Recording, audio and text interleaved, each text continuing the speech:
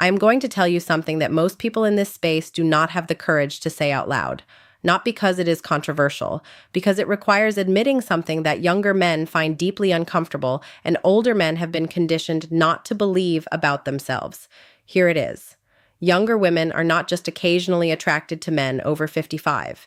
A significant number of them are quietly, privately, almost obsessively drawn to them. And the reason has nothing to do with money, nothing to do with status, and nothing to do with the tired cliches that get thrown around whenever this topic comes up. It has to do with something far more specific, far more psychological, and far more honest than any of that. And today I am going to tell you exactly what it is. But first, I need to address the thing that is already happening in the back of your mind. Because if you are a man over 55, there is a very good chance that some part of you just rejected what I said before I even finished saying it. You have been told in 100 different ways for a long time now that attraction has an expiration date, that the older you get, the less relevant you become to younger women, that what you had in your 30s is gone and what you have now is a consolation prize at best. I am here to tell you that narrative is not just wrong. It is the complete opposite of what is actually happening in the psychology of mature female attraction. And once I show you the real mechanism behind it, you will never see yourself the same way again. Here is what younger women never say out loud, because saying it would make them feel vulnerable.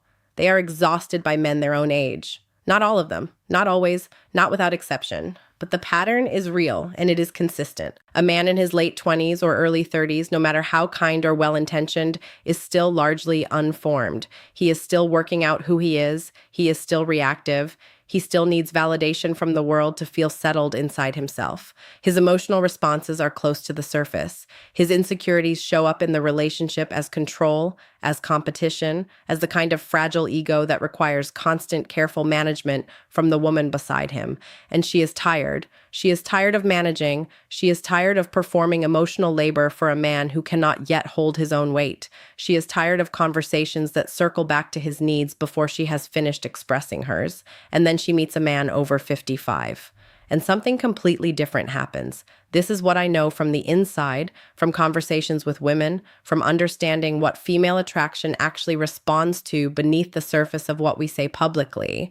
When a woman encounters a man who is genuinely settled, genuinely comfortable in his own skin, genuinely unbothered by the need to prove himself, her nervous system registers it immediately, not consciously, not as a thought she has, as a physical response to his presence, a relaxation she did not know she was waiting for, and she cannot always explain it. She just knows that something in the room changed when he walked in, that the air feels different near him, that she is less guarded, less performative, less exhausted simply by being in his proximity.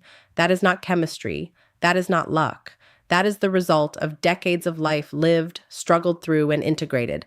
And it is something a 28-year-old man simply cannot manufacture, no matter how hard he tries. Now, let me give you the specific things that are actually driving this attraction. Because vague concepts like presence and groundedness are real, but they are not enough. I want to give you the precise psychological mechanisms at work.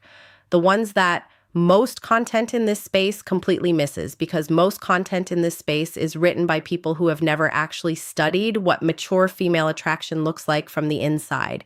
The first mechanism is what I call settled authority, and it is categorically different from the kind of authority younger men perform. A younger man who wants to appear confident often ends up performing confidence. He speaks louder than necessary. He holds positions past the point of reason because backing down feels like losing. He enters rooms slightly too loud or slightly too eager, and women feel the performance. They feel the gap between who he is trying to appear to be and who he actually is underneath. That gap creates low-level anxiety in the women around him because performance requires management. If you are near someone who is performing, some part of you is always waiting for the performance to slip. A man over 55 who has done genuine internal work carries something entirely different. He speaks at the volume that the moment requires. He changes his mind when he encounters a better argument because he is not attached to being right, only to understanding correctly. He enters rooms without needing the room to react to his entrance. And that quietness, that lack of need for external confirmation, creates safety in the women around him, not the suffocating safety of someone who controls everything, the expansive safety of someone who needs nothing from you and therefore gives you room to be yourself completely. Younger women feel this difference immediately, even when they cannot name it.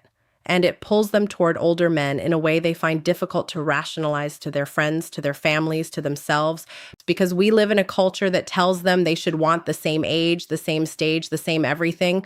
But what the body and the nervous system actually respond to does not always follow cultural instruction. The second mechanism is the complete absence of competitive energy.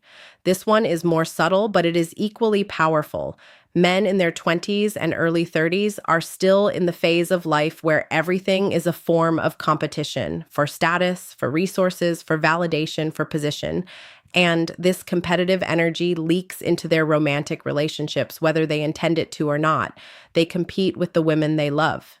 They feel threatened by her successes. They become quiet and withdrawn when she earns more or achieves more or receives more recognition. They cannot fully celebrate her because her wins feel adjacent to their own inadequacy. A man over 55 who has moved through his competitive years and arrived at genuine security does not do this. He watches her succeed and feels something close to pride. Not the patronizing pride of someone who granted her permission to succeed. The genuine pride of someone who sees another person's excellence and is glad it exists in the world. And for a younger woman who has spent years managing the fragile egos of men her own age, encountering this response is almost shocking. Someone celebrating her fully. Someone who does not need to diminish her to feel adequate himself. Someone who can sit in her brightness without reaching for shade. That experience is rare, and rare things become obsessions. The third mechanism is what listening actually looks like in a man who has had decades to learn how to do it. Most men listen to respond. They hear the surface of what is being said and begin constructing their answer while the other person is still talking.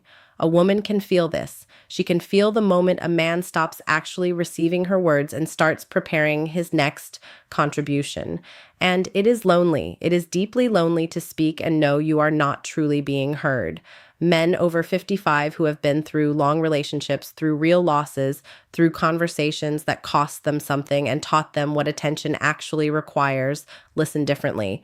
They hear what is underneath the words. They notice the pause before the honest answer. They ask the follow-up question that shows they were actually present for what just came before. And when a younger woman experiences this quality of attention from a man, something happens that she will spend a long time thinking about afterward. She felt interesting, not performed at, not assessed, not waiting for her turn to receive advice.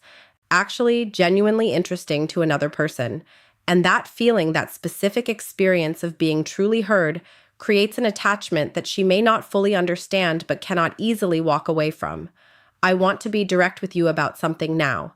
Everything I have just described, settled authority, the absence of competitive energy, the quality of listening that comes from decades of practice, none of it is automatic. None of it arrives simply because you turned 55. There are men in their 60s who are still performing, still reactive, still competitive, still not listening. Age creates the opportunity for these qualities. It does not guarantee them. What guarantees them is the work, the internal work of looking honestly at your patterns, releasing the need for external validation, becoming genuinely comfortable in your own life without requiring it to be reflected back to you by the people around you. The men who have done that work carry something unmistakable, something that younger women feel before they have processed a single thought about it. And that feeling is what drives the obsession that nobody says out loud. Not money, not status, not the tired story. The rare, specific, deeply felt experience of being near a man who is completely himself, who needs nothing from you, who sees you clearly, who listens like your words actually matter to him. That man, at any age, is unforgettable. But at 55 and beyond, the years behind him make him more fully that man than he could have been at any earlier point in his life. And the women who are paying attention, the ones who have stopped following the cultural script about what they are supposed to want, they know it, they feel it, and they do not forget it. And here is the final truth that ties everything together, the one that most men over 55 have never been told directly enough to actually believe. You are not competing with younger men. You are not in the same category. You are not playing the same game on an uneven field. You are playing an entirely different game on a field that only becomes available to a man after he has lived enough to stop needing the approval of everyone watching. Younger men have youth. You have something that cannot be rushed, cannot be purchased, and cannot be performed into existence. You have the particular gravity of a man who has been somewhere, who has lost things and kept going, who has been wrong and admitted it, who has been hurt and not let it make him bitter, who has arrived at this point in his life with enough self-knowledge to be genuinely, quietly, completely himself. That is not a consolation prize. That is the prize. The real one. The one younger women are quietly looking for in rooms full of men who do not yet have it to give. You do not need to chase.